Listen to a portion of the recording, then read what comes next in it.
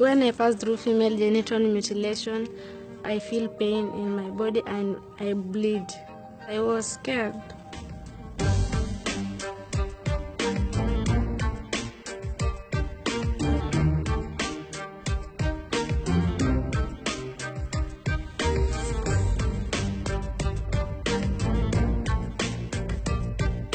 There are many risks, with the main one being in childbirth.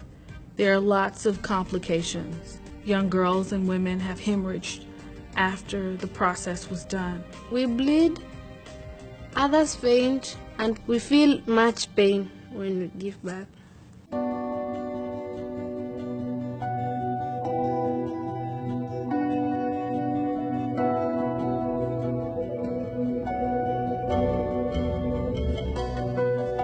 I've heard different stories about why the men like it. There was a gentleman I was talking to once, and he said, well, when the man is older, he feels more comfortable being with a woman who's gone through it because she loses her sexual desires.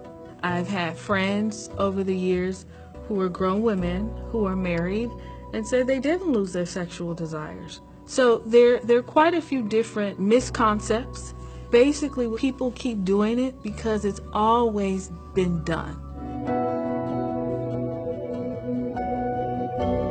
I came from a family of 12 children. I was now the first girl of my dad. His parents told him that your first girl must go through female genital mutilation.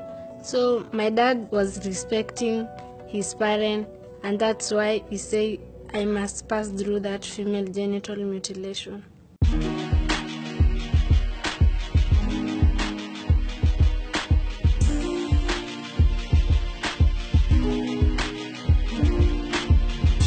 We're rescuing girls from early marriages, female genital mutilation, child labor, and extreme poverty.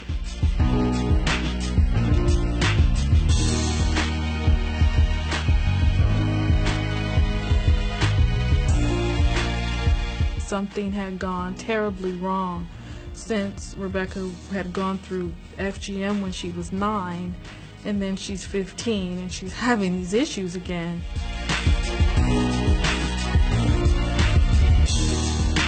I said, we will never allow you to be hurt, and we don't want to hurt your family.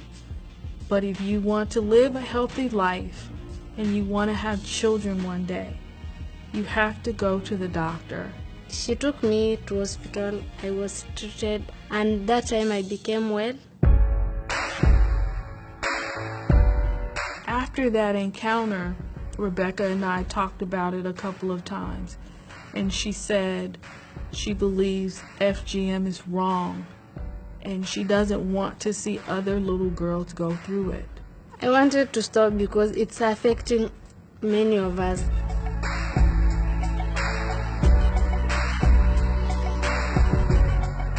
When I joined I Can Fly, I was always quiet. I don't talk with anybody. But now I heard a voice that telling me, just share. So now I'm seeing myself as strong. I can stand in front of people and share about myself. We go through these different challenges, whether it's sexual assault, domestic violence, rape, mutilation, whatever it is, we go through it silently because it's so hard to speak about, and you're wondering, is someone going to judge you? I will tell my fellow girls not to give up. I will tell them to have that spirit of sharing, because when they share, it comes out of their heart. They will not be stressed again. We have to get to a point where no matter how embarrassing it might have been, tell somebody, because you're not alone. And together, we can rise. Together, we can make these atrocities stop.